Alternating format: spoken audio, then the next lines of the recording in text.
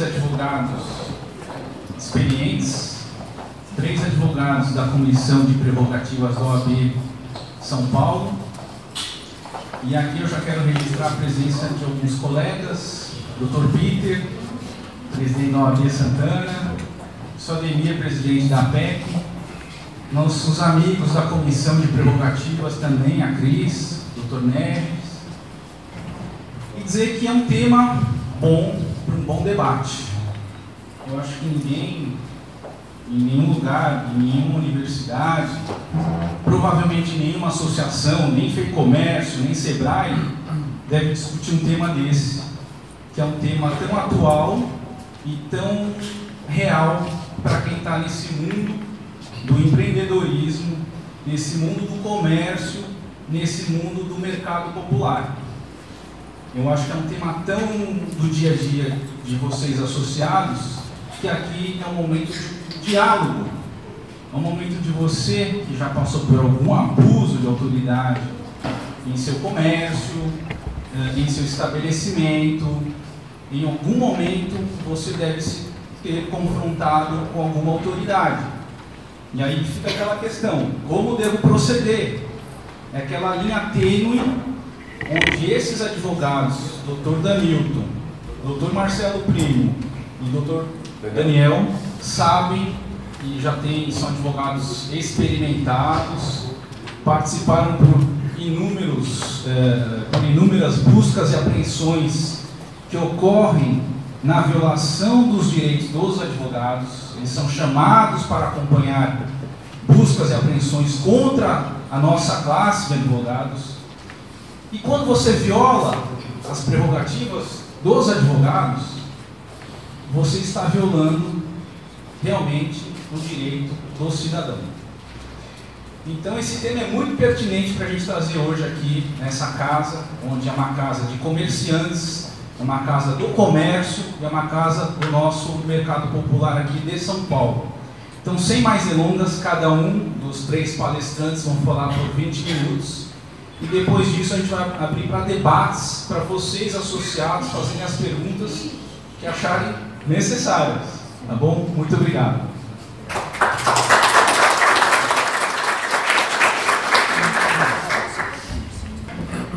Boa noite a todos e a todas.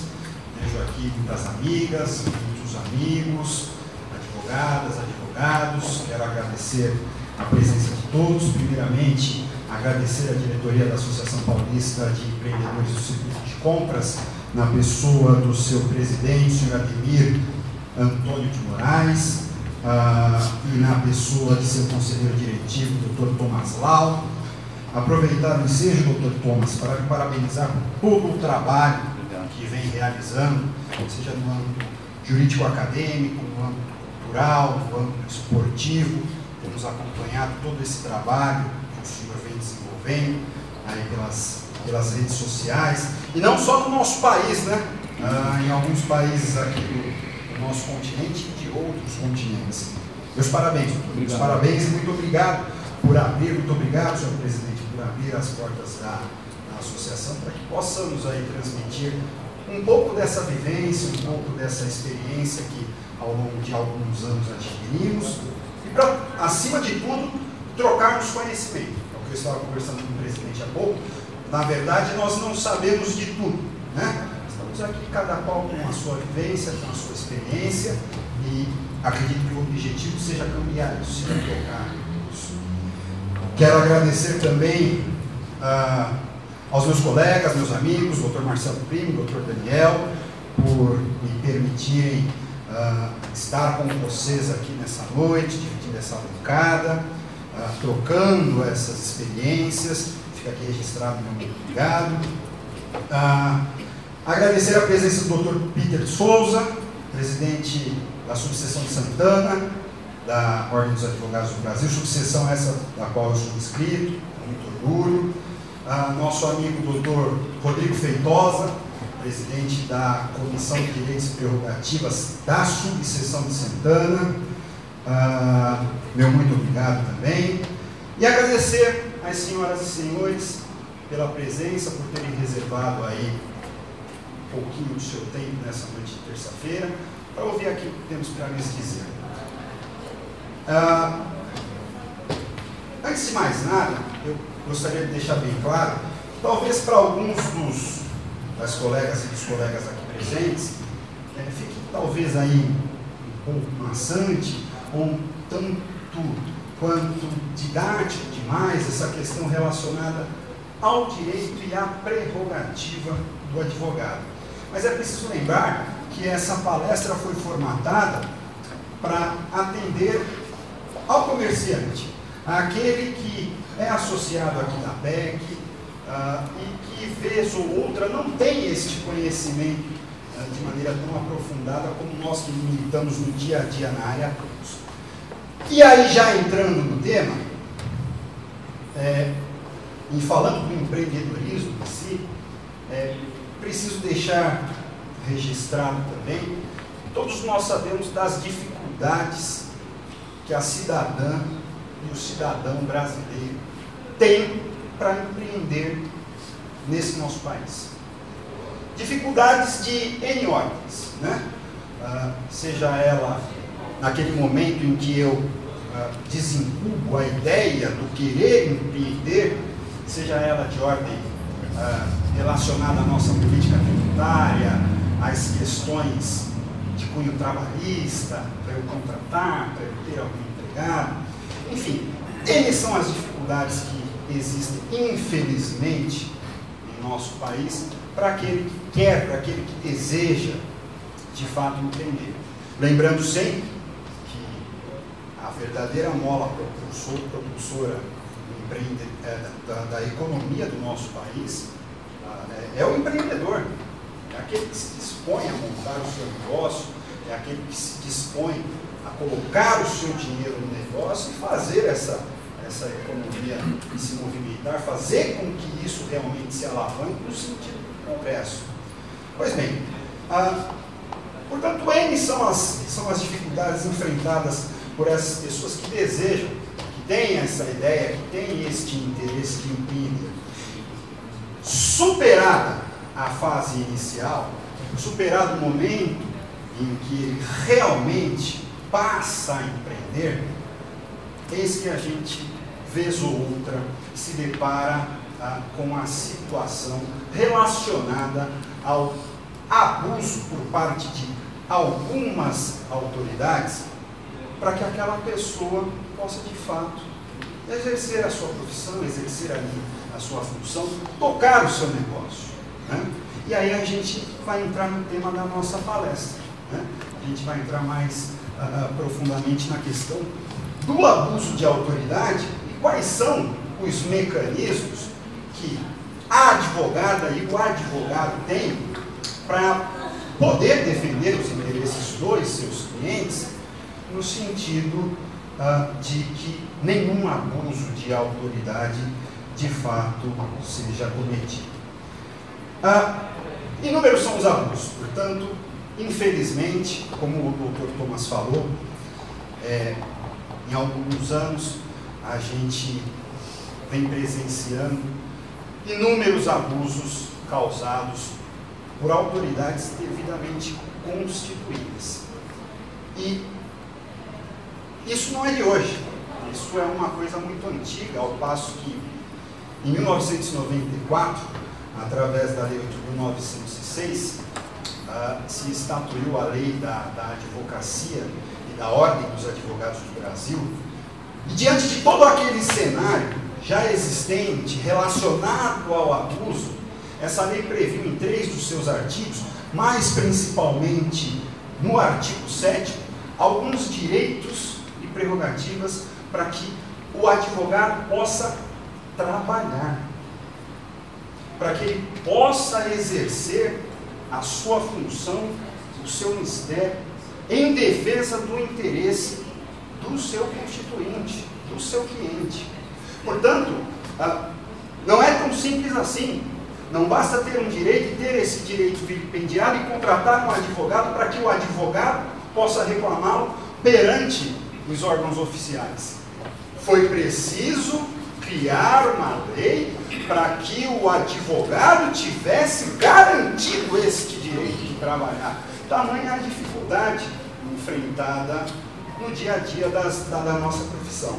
E aí a gente pensa o seguinte, e aqui é preciso fazer uma observação, esse artigo 7º dessa lei que eu acabei de citar, ele tem 21 incisos que prevê 21 direitos dos advogados.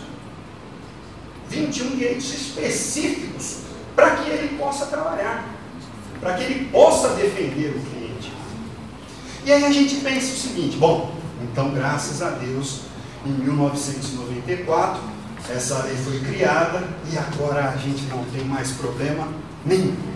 Né? Tem lá uma lei, e ele está prevendo através desses 21 incisos dos dois mais artigos, e a gente não tem problema nenhum com relação a isso. E infelizmente a resposta é, pasma, não é bem assim. Não é bem assim.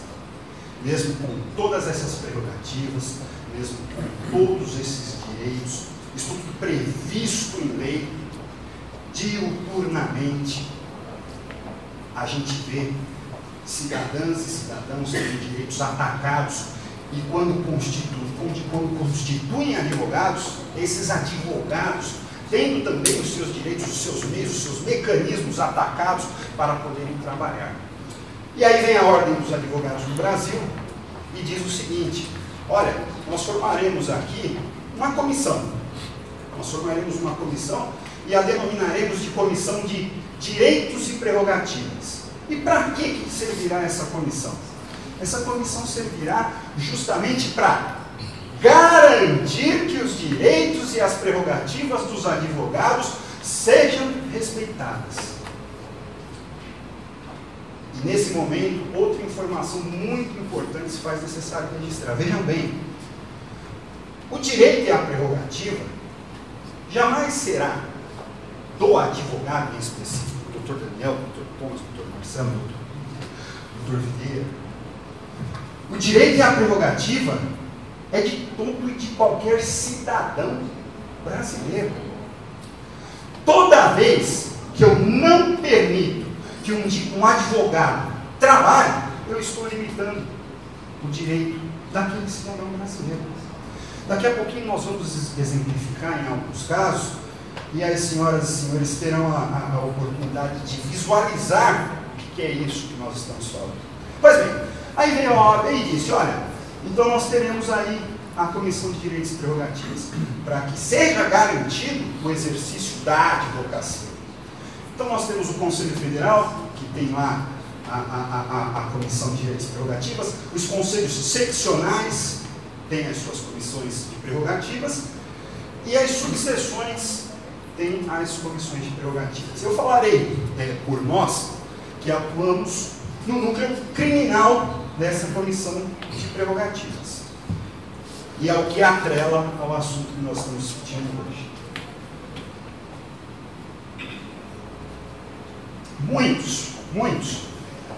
Muitas são as tarefas, muitas são as funções que nós temos ali todos os dias. Nós temos aqui a Cristiane, que é a grande responsável pelo funcionamento daquele plantão, daquele núcleo criminal. Quantos assessores a gente tem ali, mais ou menos, só na Barra Funda? 30 assessores. Portanto, a gente tem mais que um por dia útil, né? 30 assessores para que os advogados criminalistas que atuam ali naquele fórum criminal da Barra Funda e atuam na área criminal possam trabalhar sem nenhum tipo de problema. Naquele plantão, nós atendemos diariamente reclamações de advogados que não estão conseguindo desenvolver o seu trabalho adequadamente. Nós temos acompanhamentos de operações policiais, em casos de operações onde buscas e apreensões são realizadas, tendo como alvo advogados, prisões são realizadas, tendo como alvo advogados. Temos um trabalho também de ordem consultiva, o colega liga lá para se esclarecer, olha, qual que é o meu direito nesse sentido, para onde eu devo ir. Eu vou dar um exemplo para os senhores. Na última terça-feira, eu fui um dos plantonistas lá no Fórum Criminal. Nós iniciamos o plantão às 13 horas e terminamos às 18 horas. Nós não paramos. Nós não paramos. O telefone tocando o dia inteiro. Tocando o dia inteiro e com ocorrências sérias. Vou dar um exemplo. Aquele artigo 7º, do qual eu falei, que tem 21 incisos, ele tem um inciso, o inciso 8º, que diz o seguinte: um dos direitos dos advogados é dirigir-se diretamente aos magistrados nas suas salas e gabinetes de trabalho, independentemente de horário previamente marcado ou outra condição, observando-se a ordem de chegada. Veja, a norma é muito clara, ela é taxativa, não resta dúvida nenhuma com relação a este direito do advogado. E lembrando, o direito e a prerrogativa é do cidadão. Eu contrato um advogado, tenho um pedido a fazer ao judiciário, o meu advogado prepara este pedido e eu preciso despachar com um juiz, eu preciso despachar com um desembargador para que este pedido seja respondido de uma maneira mais séria, de acordo com a necessidade do caso. Muito bem, estava eu lá no plantão e me liga um colega dizendo o seguinte: olha, eu estou aqui no Tribunal de Justiça do Estado de São Paulo e tenho uma petição para despachar com um desembargador de justiça. É um caso X e eu preciso ter acesso a ele. E o desembargador me disse o seguinte: eu não atendo advogados, eu não falo com advogados. Se quiser falar comigo, põe um papel e protocolo. Nessa mesma tarde, um outro advogado nos telefonou lá. O inciso 14 deste artigo 7º, ele diz o seguinte: que o advogado tem direito a examinar em qualquer instituição responsável por conduzir investigação, mesmo sem procuração, autos de flagrante de investigações de qualquer natureza, findos ou em andamento, ainda que conclusos à autoridade, podendo copiar peças e tomar apontamentos em meio físico ou digital. Muito claro, muito objetivo também. Muito claro, muito objetivo.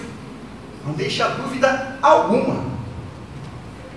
Este outro colega me telefone e disse: olha, eu fui contratado por um dono de um determinado comércio que foi intimado para comparecer no X distrito policial, e eu estou aqui com a procuração, tudo certinho, eu quero entender o motivo dessa intimação, para que eu possa conversar com o meu cliente, orientá-lo, dizer para ele como é que vai ser, como é que funciona, como é que não funciona.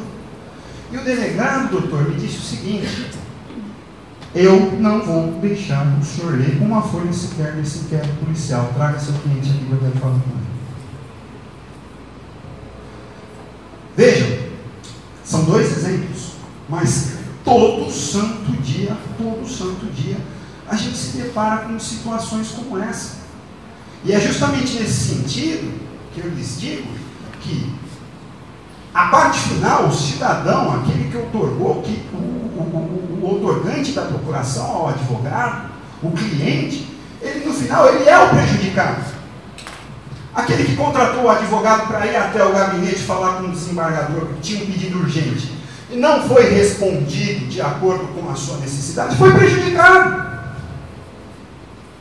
Esse comerciante que queria ter informações do inquérito policial que originou essa ordem de intimação dele e não obteve essa informação, foi prejudicado. E aí nós começamos a adentrar na questão do abuso de autoridade. O caso é tão sério, que existe um projeto de lei dentro do Congresso Nacional, o projeto 8.347 de 2017, nesse momento está na fila para ser submetido à sessão plenária lá na Câmara, para criminalizar a violação da prerrogativa. Aquela autoridade que cerceia o advogado no exercício da sua atividade, das suas funções, do seu trabalho, será responsabilizado criminalmente Nós sabemos que é uma história longa, de muito, vem essa questão da criminalização, mas existe isso dentro do Congresso Nacional para que o nosso Estatuto seja modificado no sentido de que isso se torne crime.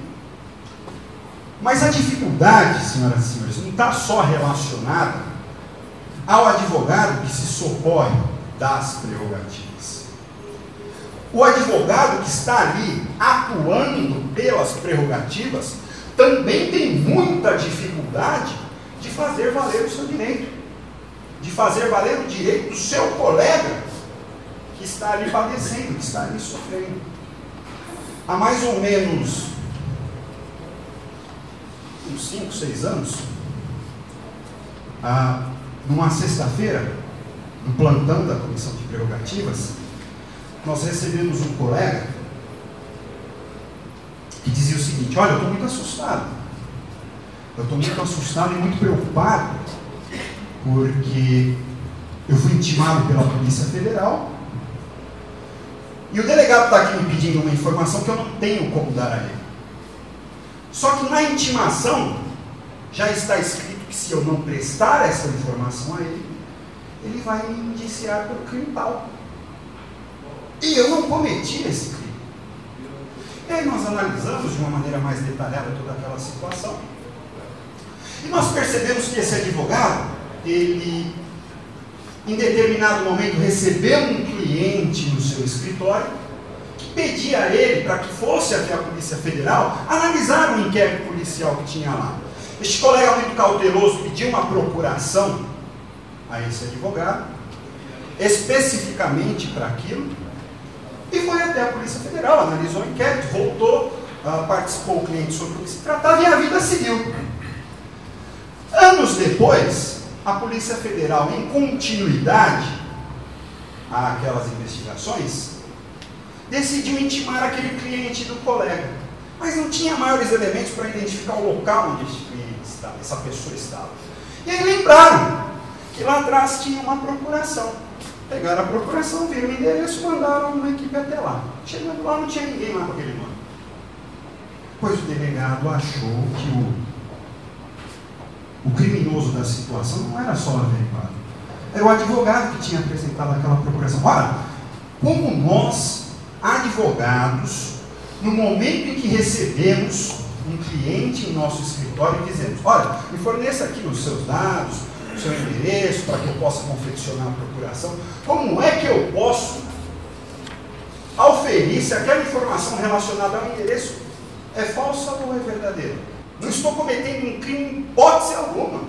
Na segunda-feira levamos este colega até a Polícia Federal, apresentamos este colega ao delegado e dissemos para o delegado: doutor, o senhor viu que a justiça disse que o senhor não vai indiciar ninguém? Não vi. Muito bem. Então tá bom. Então, até logo, os senhores estão dispensados. Muito obrigado. Só a decisão que é da OAB. Eu tenho que apresentar na OAB essa decisão. Disse eu para ele. Não vou te dar a decisão. Não, pera um pouquinho. A decisão não é minha. É da OAB, a qual eu estou representando neste momento. O senhor tira uma cópia. Fica com uma cópia, mas eu preciso dessa decisão. Não vou te dar. Doutor, por favor, assessorando a Comissão de Prerrogativas, o senhor quer que eu apreenda esta decisão e te dê uma cópia do auto de exibição e apreensão? Pois bem, seja assim então. Mas me dê alguma coisa para eu levar embora. Então o senhor aguarda lá fora que eu já vou te dar a sua cópia do auto de exibição e apreensão. E aí, quando eu ia saindo da sala, ele disse assim: talvez na sexta-feira o senhor pegue isso aí lá na porta. Olha o abuso. Doutor, mas por que isso? Mal sabia eu que o pior estava por vir. Mas por que isso? Doutor, aguarda lá que eu já te entrego isso. E aí passaram-se 1, 2 horas e ele chamou a gente novamente para vir na sala. Olha, eu estava analisando bem essa decisão aqui e eu vou indiciar sim o advogado. Olha o abuso. Eu vou indiciar sim esse advogado porque eu entendo que eu posso indiciar. Doutor, nós temos uma decisão vinda da Justiça Federal, dizendo que não é para iniciar o colega. Portanto, nós estamos nos retirando. O senhor faz o que o senhor quiser, cabeção da OAB. Colega, vamos embora. O colega saiu. Eu nunca tinha ouvido falar nisso, muito menos presenciado. Aquele delegado, ele simplesmente pulou a mesa dele e partiu para porrada, soco, comigo, que estava ali defendendo os interesses, os direitos e prerrogativas de um advogado. A causa não era minha. O advogado já tinha reclamado do abuso na sexta-feira anterior. Portanto, isso é uma situação muito séria. E isso ocorre dia após dia. Nossos direitos estão previstos em lei. A OAB nos fornece os mecanismos para que isso seja de fato aplicado, para que isso seja de fato garantido. É preciso que o advogado tenha coragem de reclamar o seu direito, de fazer valer o seu direito. É preciso que o advogado ele tenha em mente quais são esses seus direitos, quais são essas suas prerrogativas. E aproveitando o gancho, essa historinha que eu contei, essa triste história que eu contei, e há 2 semanas, numa outra operação, doutor Thomas, infelizmente a vida me conduziu a uma operação com esse mesmo delegado. Só que diz que quem bate esquece, né? Quem apanha não esquece. Eu não lembrava mais dele, graças a Deus eu não lembrava mais dele, né? Eu vou passar a palavra ao doutor Marcelo Primo, que aí já entrando mais nesta questão do abuso de autoridade, trará às senhoras e senhores alguns exemplos, para que tenham a real noção de como isso é sério e de como isso acontece dia após dia. Mas, como disse, a advocacia é uma profissão de coragem. Já dizia Sobral Pinto, né, que a advocacia não é profissão para covardes. Muito obrigado a todas, muito obrigado a todos.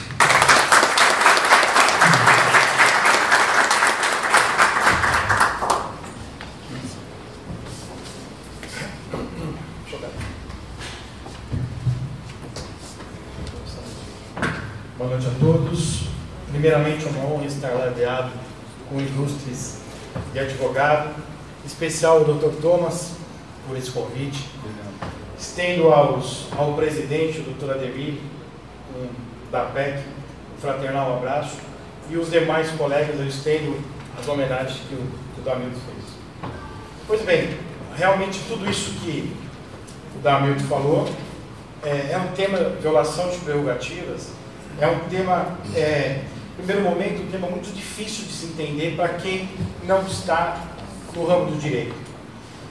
Mas é muito importante porque não afeta só o advogado, e sim o seu cliente, vocês empreendedores. Então, basicamente, não é exclusivo do advogado, entendeu? Nós enfrentamos todo dia isso que o Dr. Damilton enfrentou, mas não por nós, e sim pelo cliente.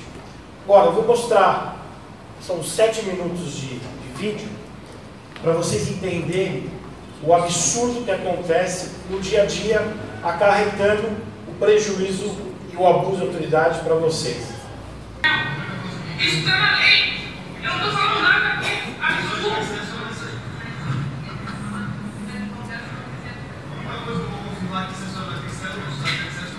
Não, eu tenho que esperar o delegado uma vez. Você quer fazer cumprir o meu direito. Ah, tá.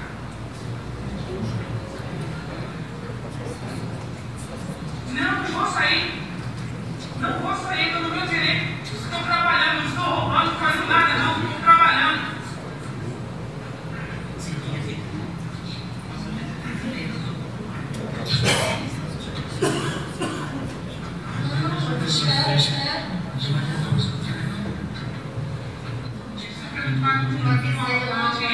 Entra pela lei, que isso que faz isso? Aí depois vocês querem reclamar de polícia que rouba, que faz tudo errado?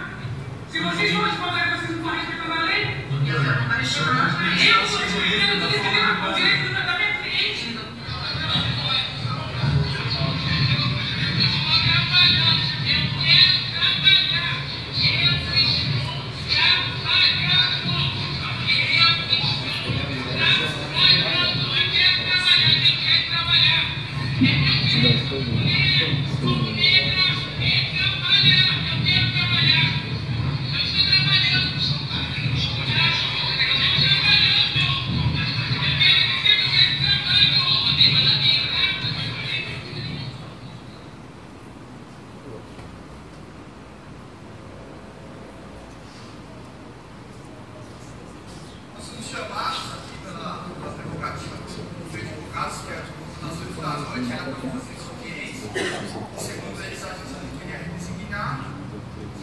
você pediu que a gente aguardasse.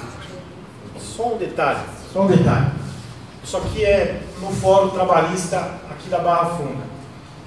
São colegas da comissão que foram defender os outros colegas que ligaram dizendo que a audiência eram 8 horas da noite e a audiência estava ocorrendo uma audiência trabalhista com as partes, com os clientes. E aí, olha o desfecho. Isso vai demorar um pouquinho mais, mas eu explico depois. Saí do fórum, nós saímos, ele passou a chave no portão, trancou, não queria deixar a gente entrar e mentiu, sendo que não tinha mais audiência, sendo que o advogado conseguiu sair, veio aqui fora, relatou que estava tendo audiência com as luzes apagadas, tudo. E um dos portões está aberto, a gente tentando entrar, nos identificamos. O Horácio é o vice-presidente da estadual da Comissão de Prerrogativas na Justiça do Trabalho, eu sou conselheiro da Comissão de Prerrogativas.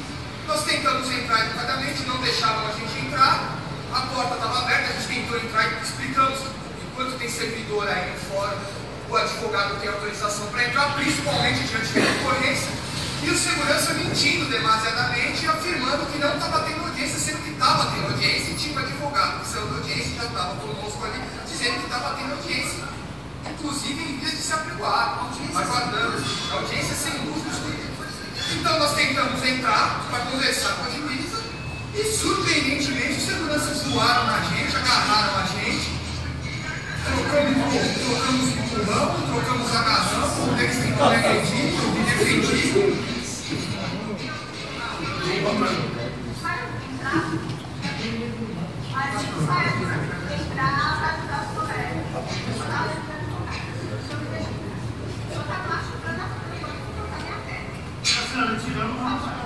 Prerrogativa, nós estamos subindo.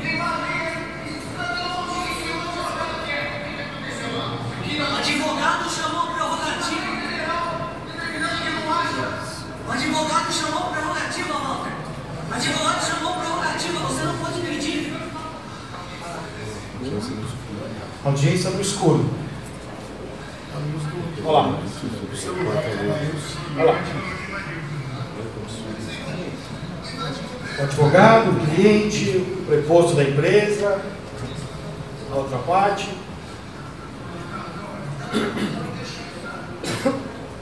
O advogado chamou prerrogativas. A prerrogativas tem todo o direito de entrar no fórum.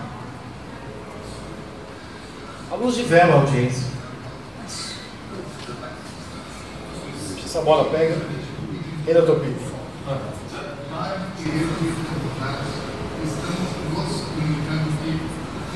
Ao juiz.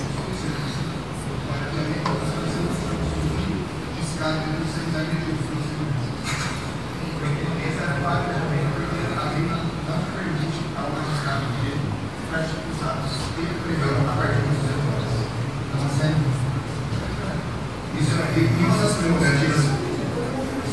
Se eu acabei de querer, se terminar. Mas essa lei pregou essa audiência foi bem pior. Antes ou depois dos dois? As pessoas estavam foi mesmo?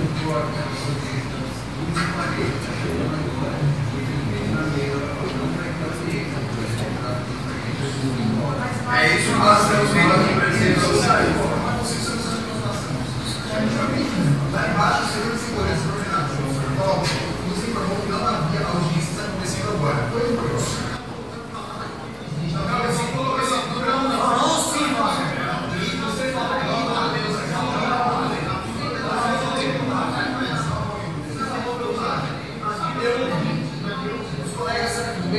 Estão saindo da audiência agora? De que vara? 29. Tá, o pessoal da prerrogativa chegou lá, tá tudo bem? Né, eles foram impedidos, foram agredidos. É aqui, apanharam aqui, audiência. O senhor está em audiência, doutor? Acabou agora? Ainda tem essa? Ainda tem lá. E está com as luzes apagadas? Como é que está lá a sala de audiência? Apagou as luzes todas, está só com a luz do monitor, fazendo audiência no escuro. Doutor, você saiu de audiência agora? De que vara? Da 29. O que está acontecendo lá? O que é? A justiça, pelo amor de Deus, né? O que ela falou? Que não está liberando? Ou ela agora começou a designar? Não, agora ela está resignando.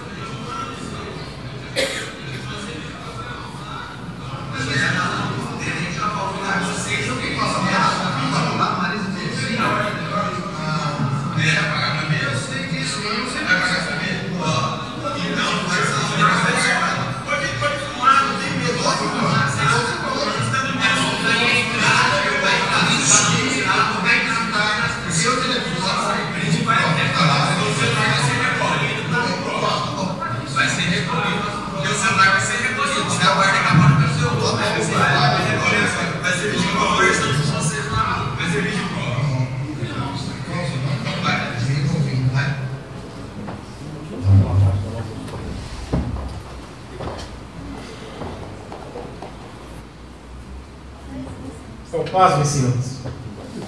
Acabamos de mostrar. O advogado exerce uma atividade de interesse público, de importância e função social ao atuar na defesa dos direitos do cidadão. Então você imagina, se o advogado, quando é chamado numa delegacia ou acompanhar o seu cliente numa audiência, sofre isso. Aí o cliente leigo, que não entende das prerrogativas, fala, pô, se acontece isso com o advogado desse tamanho, imagina o que vai acontecer comigo, que sou pequenininho, um lojista, um comerciante, o que fazer? E aí eu me pergunto, essa audiência trabalhista, à noite, todos aqui são empreendedores. Você imagina, uma ação trabalhista, ex-funcionário entra com ação trabalhista. O empreendedor tem que contratar o advogado, fazer a defesa, ir na audiência, aí chega na audiência, perde o dia inteiro, aí começa a audiência 8 da noite. E o dia? E o dia de vocês? Quem que vai pagar isso? Esse abuso com o advogado? Não tem preço. Certo? Agora, você, em relação aquele abuso da GCM em shoppings populares, não tinha advogado lá. E aí você viu como eles agem diferente? Em 2011, eu participei aqui, a Cris sabe dessas operações. Em 2011, teve fecharam o shopping da Galeria Pagé. E aí, pasma, eu estava no celular do plantão, porque o Dr. Damilton não esqueceu de comunicar. A nossa comissão tem um celular de plantão também, que atende 24 horas. E aí eu recebi uma ligação no sábado, o advogado, nosso colega, o Dr. Kate, dizendo o seguinte: doutor, eu estou precisando de ajuda, porque eu, como prerrogativa, não estou conseguindo entrar para acompanhar os outros advogados. Imagina os clientes. E aí, pois bem, me dirigi até a Galeria Pagé. Chegando na Galeria Pagé, estava a GCM. Parecia a tropa de elite, né? Tropa de choque ali na frente. Eu me apresentei como OAB, os outros, os lojistas, todos apavorados do lado de fora, sem saber o que fazer. Os advogados, com o seu cliente, o que eu faço? Aí o advogado fica numa situação e fala, o que ele vai passar para o seu cliente? Pô, se o meu advogado não consegue entrar, imagina nós, imagina o cliente. Aí o que aconteceu?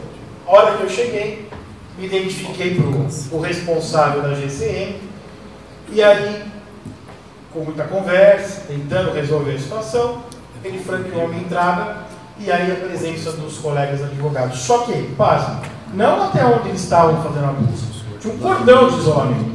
E aí do outro lado estava GCM, a Receita Federal, abrindo as lojas sem a presença dos clientes. E com o advogado impedido.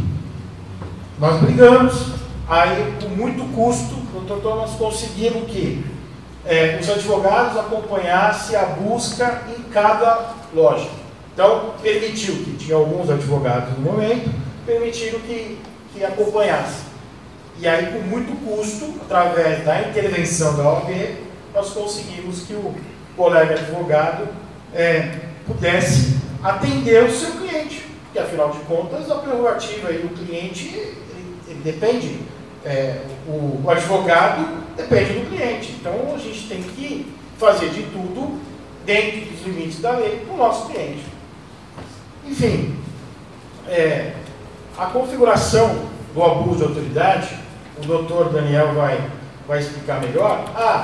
Um detalhe, aquela questão da trabalhista, a associação dos advogados, então, foi uma vitória dos advogados. Mesmo constando na CLT, a associação dos advogados trabalhistas conseguiram que a audiência terminasse às 18 horas, respeitando. Claro, uma ou outra passa depois das 18, mas não é todo dia, né? É uma vez ou outra. Que está errado. Enfim, mas isso é o que acontece no dia a dia e afeta diretamente vocês, empreendedores. Por quê? Imagina, vocês estão lá com aquela situação que o Dr. David falou, que é levado para uma delegacia, se o advogado não pode ler o que o cliente deu de depoimento para o delegado, você imagina, aí o cliente fala assim, pô, mas o advogado está sendo impedido. Você imagina eu, como é que eu vou fazer? Fica apavorado. Então, eu acho que a prerrogativa é um tema muito difícil de entender para quem não é advogado, é empreendedor, mas é muito importante. Porque o constituinte contratando um advogado, o advogado tem que saber e fazer valer o seu direito. O advogado que baixa a cabeça por qualquer situação dessa, o cliente fala, pô, eu estou indefeso. Você imagina se o advogado que brigou lá na delegacia, o delegado falou, não, o senhor não vai ver o documento, o senhor não vai assinar, ele abaixa a cabeça e vai embora. E aí? E se ele colocou alguma coisa que prejudicasse o cliente? Quem que vai defender o cliente? Então, o advogado ele tem que estar muito atento nos direitos para poder ampará-los. Ok? Isso é o que eu tinha que passar. O doutor Daniel vai concluir agora com os reflexos do que pode acarretar em relação a vocês, clientes. Ok? Muito obrigado, boa noite.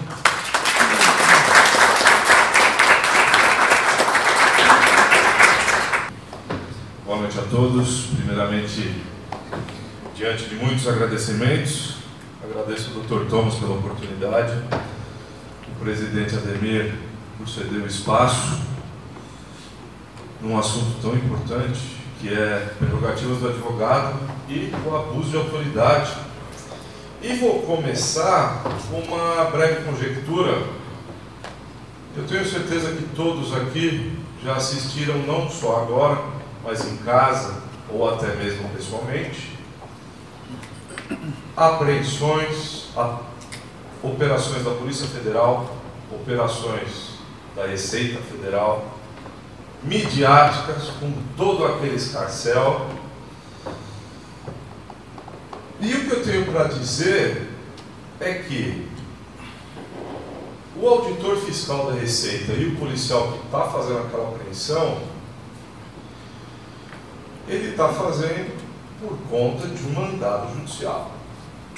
Quem ordenou essa busca e apreensão foi um juiz legalmente investido na função, com competência para determinar aquele ato.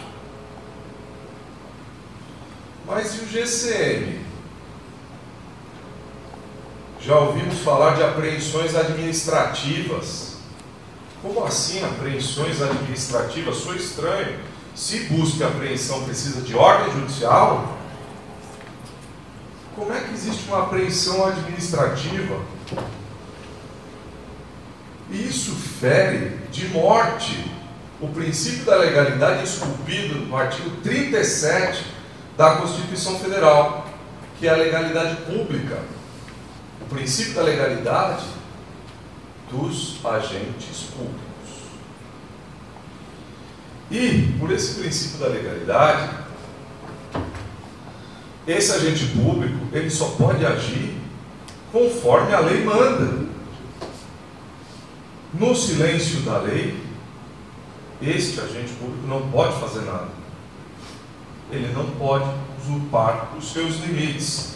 E então, a Lei 13.022 traz a competência da Guarda Civil Metropolitana, qual seja proteção de bens, serviços, locais e instalações públicas municipais.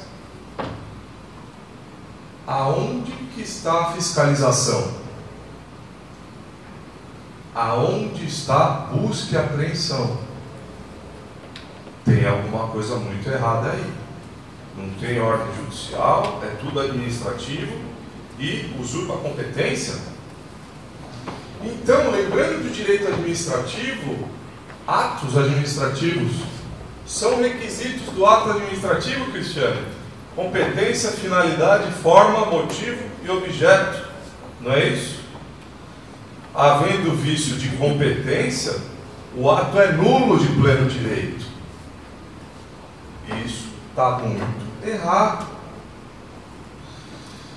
Então, meus amigos, eu preciso ir para o slide... Ah, não, esse está ok.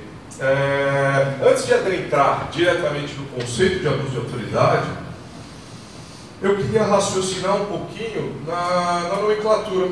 Abuso de autoridade me parece um pouco equivocada. Pô, Daniel, por que equivocada? Abuso de autoridade. Olha só, o agente público, ele está naquela função porque o Estado conferiu a ele esse direito.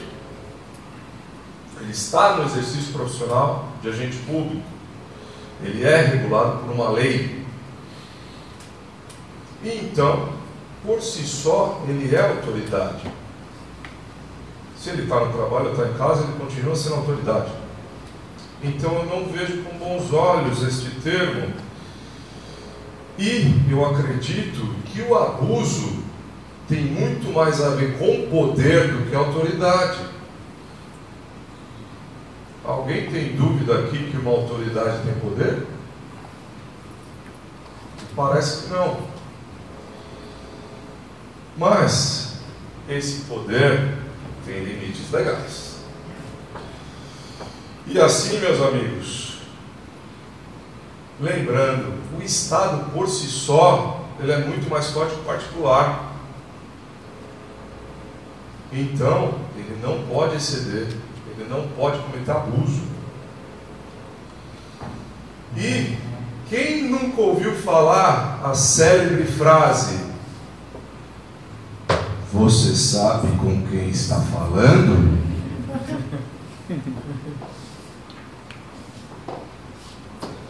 Continuando no conceito de abuso de autoridade, meus amigos, o abuso de autoridade é qualquer atentado.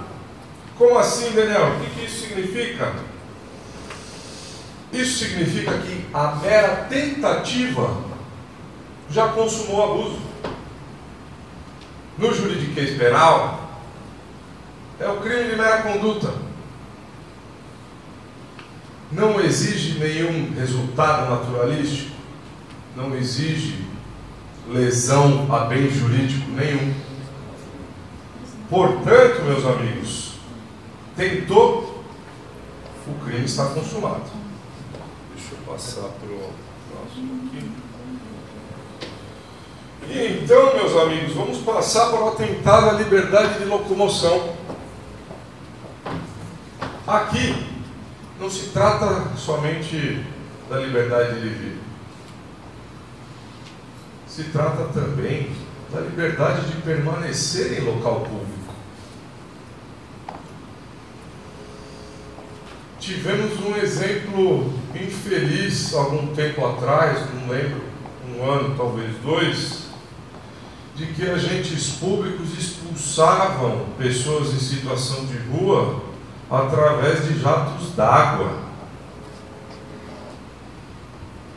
Esse coitado já não tem onde ir, ele não pode ficar na praça? se houvesse motivo justificável, dá para entender a ação do agente público. Mas não nos parece que é o caso. E, portanto, meus amigos, o nosso direito de viver é sagrado.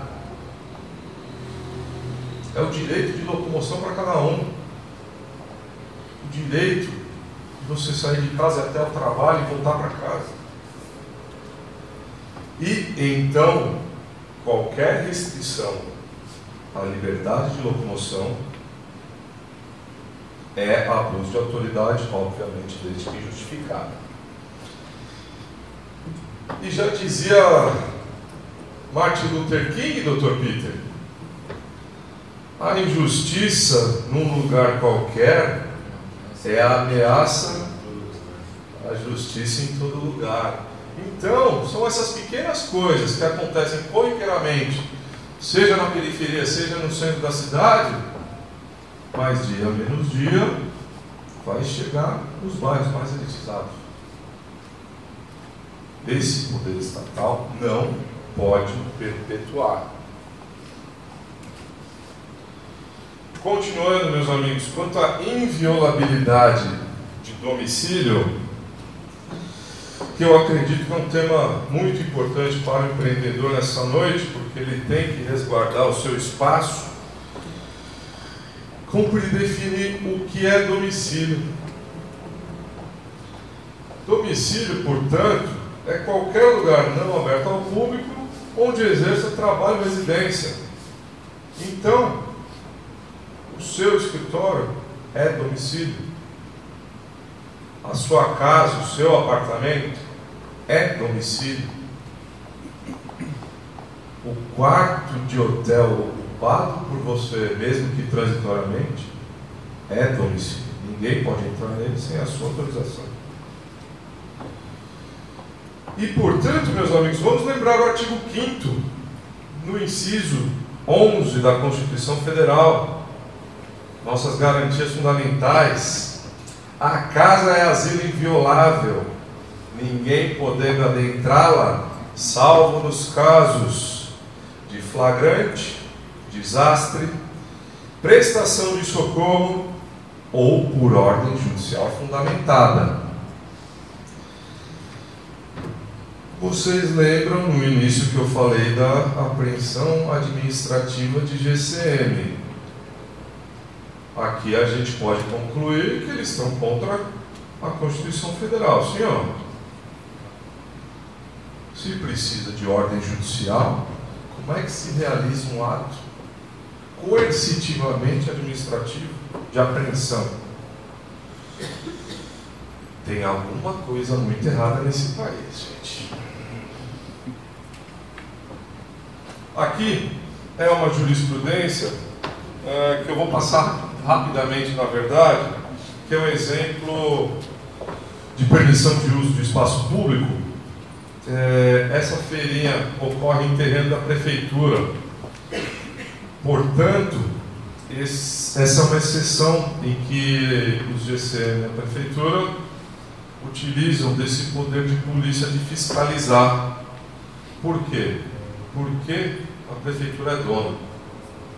Simples assim. Se ela é dona, ela, entre muitos aspas, tem o direito de fiscalizar o permissionário de utilização daquele terreno, que inclusive resulta em apreensões.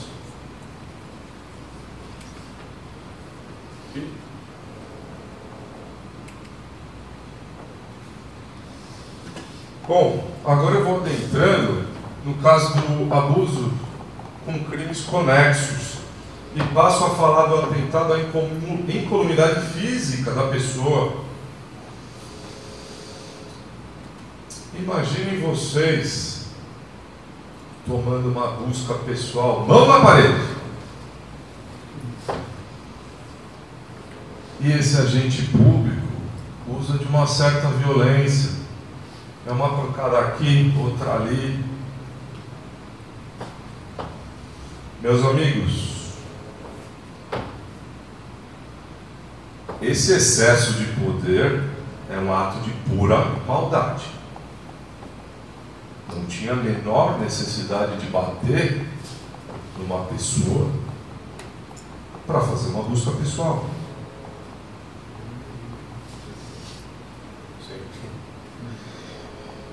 E, portanto, aqui soma-se o abuso de autoridade com a lesão corporal lá do Código Penal.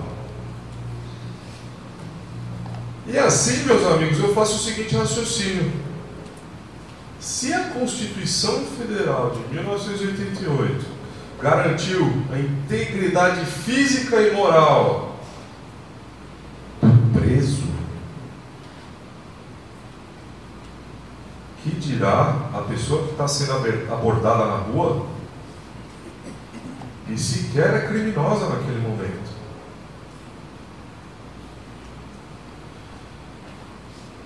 Então, a conclusão que a gente chega é que o agente público deve ter extremo zelo nessas abordagens.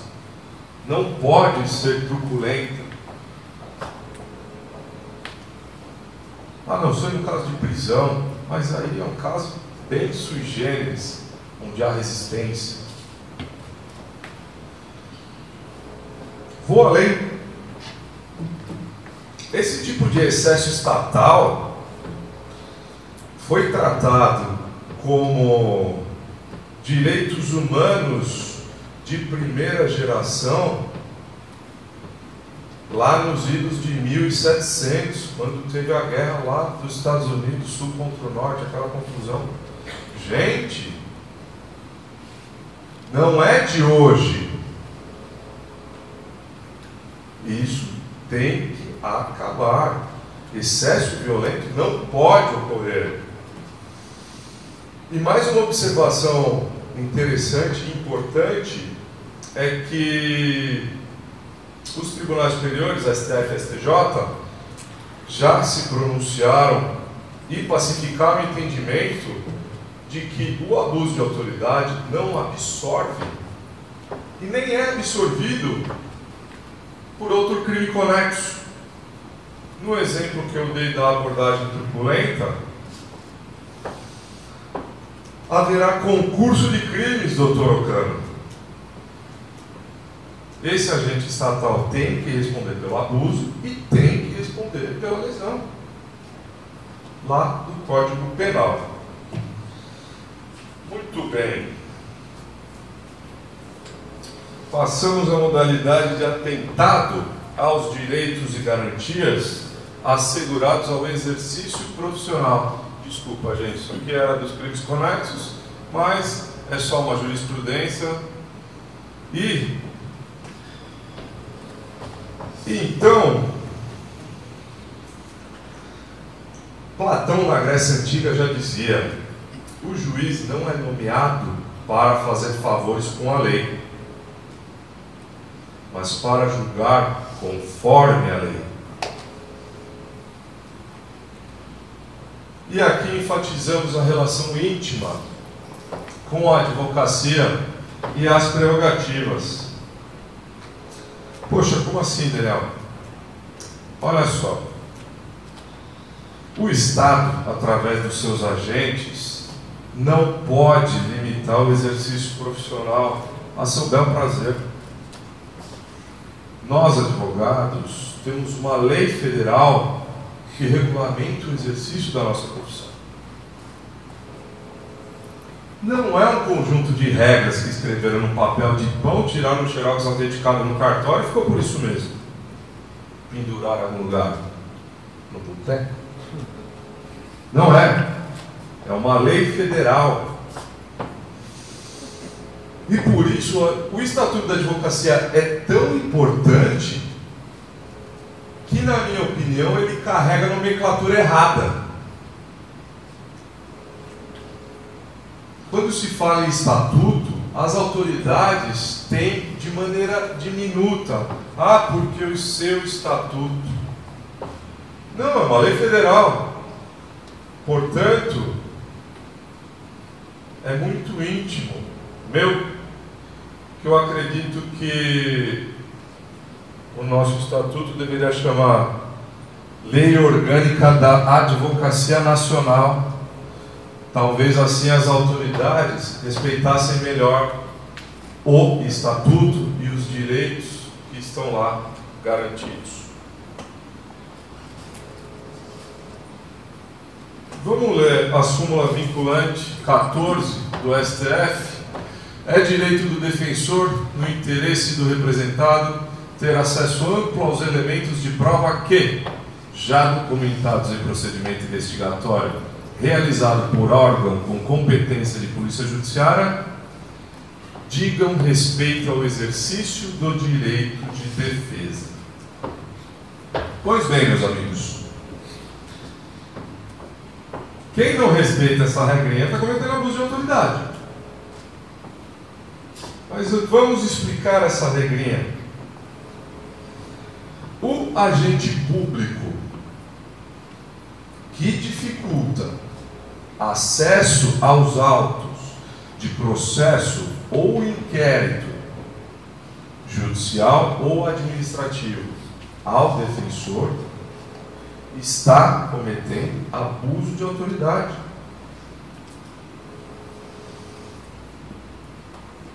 Mas veja só, quem aqui já viu um escrevente do judiciário folgado, e todo mundo sabe que isso existe, que responde por abuso de autoridade? Não existe. Eu acho muito difícil de encontrar um. Então, meus amigos, nosso tempo é escasso, né, Dr. Thomas? Isso. E aqui só apresentar o artigo 4º da Lei do Abuso de Autoridade, que constitui os atentados relativos à prisão. São todas hipóteses relacionadas à prisão. Então, eu vou chamar a atenção para a letra E, que é levar à prisão e nela deter quem quer que se propõe... Ah, não é esse não. Será que está próximo? Vamos ver. Eu acho que cortou o slide. É aí, desculpa. Prolongar a execução de prisão temporária, de pena ou de medida de segurança, deixando de expedir em tempo oportuno ou de cumprir imediatamente ordem de liberdade. Meus amigos, eu tenho alguns colegas que militam em Minas Gerais. A ordem de soltura do juiz expedida segunda-feira só é cumprida sexta. Qual é a necessidade do cidadão, muitas vezes inocente, muitas vezes culpado, mas qual a necessidade de se manter preso além do prazo? Pois bem, o artigo 6º é muito importante porque ele nos esclarece que a lei do abuso de autoridade não traz apenas aspectos penais, ela traz aspectos cíveis e administrativos. O civil é muito simples. A vítima de abuso de autoridade tem direito à indenização, ponto final. Já o administrativo é um pouco mais complicado para o servidor que comete excessos. Então, são algumas das sanções: A, advertência; B, repreensão; C, suspensão do cargo; D, destituição de função; E, demissão; F, demissão a bem do serviço público. Todo mundo sabe que o servidor demitido a bem do serviço público, isso é uma hipótese muito rara, mas ele não consegue nunca mais nem passar na catraca do metrô, né? Esse cara tá ferrado. Mas quem é processado por abuso de autoridade?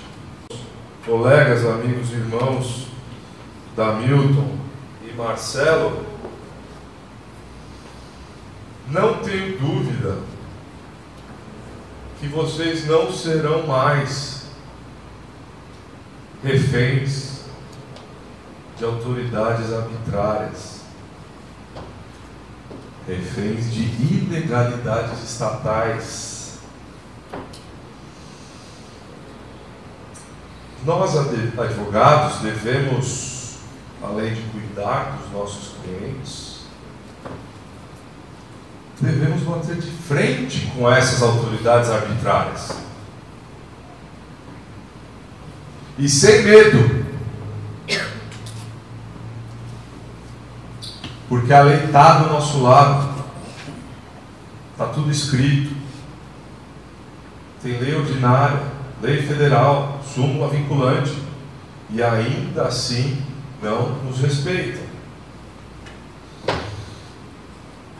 Tenho certeza ainda que a partir de amanhã todos vamos colocar em prática isso que a gente viu essa noite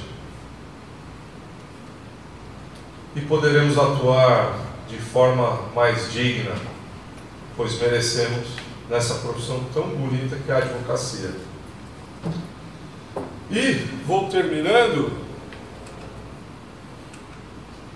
com a frase do fundador do McDonald's, por estranho que pareça, que é o Ray Kroc: "Together we are stronger."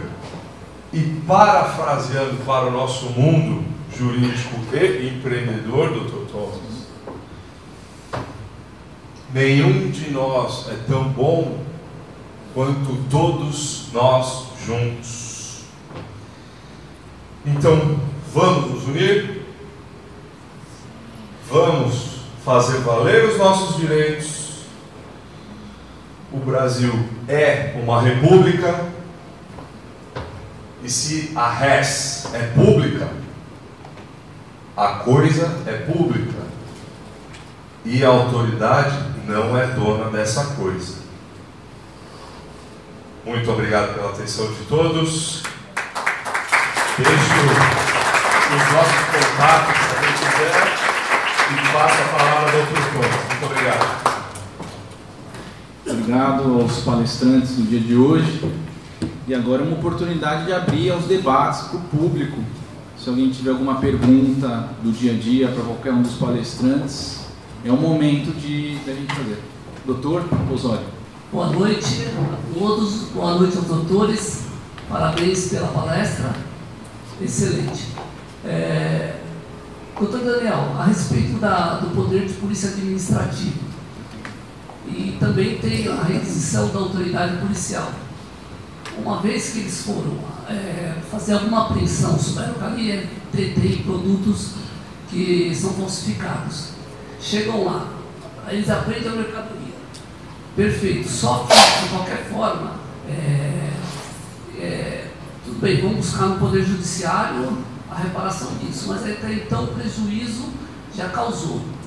Chegando lá, encontrando coisas falsificadas, mesmo assim os fins justificam meios? Essa é uma pergunta para o doutor. Posso fazer uma pergunta de novo para o Marcelo? Marcelo, a respeito, nós sabemos que não cabe na forma culposa o abuso de autoridade. Porém, não fica difícil criminalizar aquele abusador, sendo que geralmente é o que eles alegam, a forma culposa, e disse que não houve a intenção justamente para se safar. E só mais uma pergunta para o doutor Damil, com a definição que o doutor entende sobre abuso de autoridade e abuso de poder. Eu entendo essa dor do empreendedor que naquela situação está perdendo a sua mercadoria. Mas a mercadoria ilegal, falsificada, ela é ilegal por si só. Portanto, ela vai ser perdida de qualquer jeito. Gera prejuízo? Gera. Mas tem vezes que a gente não sabe se é falsificado. Aí demanda a prova que vai ser apresentada ou ao delegado de polícia ou em juízo, que muitas vezes são provas tributárias, recolhimento de imposto, e prova da origem. Então, infelizmente, esse prejuízo vai ocorrer, justamente porque trata-se de objeto ilegal, qual seja o falsificado. Tipo assim, crime culposo não cabe no abuso de autoridade, nós sabemos. Nesse caso, geralmente o que eles alegam seria o quê? Que se houve abuso foi na forma culposa, justamente para não ser criminalizado nesse crime. Há uma dificuldade grande nesse sentido? Sim. Esqueci seu nome? Osório. Com certeza, essa é a dificuldade muito grande, que é apurar, enfim, é um crime que depende de representação, então a gente depende do órgão público para representar, dependendo do promotor, então sim, tem essa dificuldade no abuso de autoridade, com certeza. Agora, a gente tem que agir de uma outra maneira, da indenizatória, alguma outra, porque na parte criminal realmente tem essa dificuldade por ser um crime de menor potencial e depende de representação, depende do promotor. A diferença do abuso de autoridade e do abuso de poder, né? A gente conhece várias correntes que distinguem uma, distinguem outra, no cotidiano acadêmico existem muitas discussões com relação a isso, mas o fato é o seguinte, doutor, a gente entende que na prática, no dia a dia, para aquele empreendedor, para aquele empresário, para aquele comerciante, enfim, para aquele que está sofrendo o abuso, pouco importa se é de poder, pouco importa se é da autoridade, enfim, o objetivo é fazer com que este abuso não ocorra. O objetivo é, uma vez ocorrido o abuso, tomar todas as providências, todas as medidas cabíveis para que ele cesse o mais rápido possível e para que o seu causador seja devidamente punido por aquele ato que cometeu. Então, doutrinariamente falando, a gente tem N explicações, poderíamos aí pegar mais algum período com relação a esse tipo de assunto. Mas o fato é que na prática a pessoa independente, autoridade ou de poder, está sofrendo um abuso. Tudo bem? Obrigado. Quero registrar aqui a presença também do Dr. Rodrigo Feitosa, presidente da comissão da OAB Santana. E só ressaltar, fazer um comentário, porque a PEC tem esse desafio de conscientizar as pessoas. De repente, doutores, pensar numa cartilha para a gente fazer em 4 mãos e fazer esse trabalho de conscientização nos órgãos públicos, em especial a Guarda Civil Metropolitana. Eu acho que poderia ser um caminho para a gente conscientizar as autoridades públicas, os órgãos públicos, e de que forma eles devem realmente efetivar uma ação, uma busca de apreensão. E no meu ponto de vista, você já tem um princípio que dá para ser colocado, que é o princípio da transparência. Eu acho que cada ação de forma transparente, você faz com que as ações sejam mais claras. Então, seria uma ideia, aí vocês pensam, seria uma recomendação, uma ideia para a gente fazer em 4 mãos, de uma cartilha para as autoridades públicas. E além disso, já lançamos a nossa 2ª revista da PEC, já está rodando no circuito das compras, e teremos uma 3ª revista da PEC, na qual podemos também pensar em artigos científicos de cada um de vocês na revista. Então eu queria agradecer a presença de todos e declarar encerrado os trabalhos de hoje. Muito obrigado.